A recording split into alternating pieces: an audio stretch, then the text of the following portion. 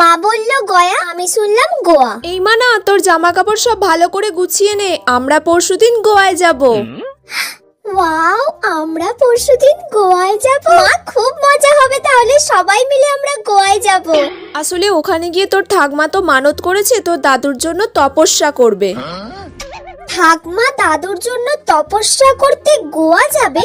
মাথাটা তো খারাপ হয়ে গেল নাকি? তোর যা জামা কাপড় আছে সব গুছিয়ে নে। ও মা, আমার সব গোছানো কমপ্লিট। বাবা, গোছানো হয়ে গেল এক্ষুনি? কি কি জামা কাপড় নিলি?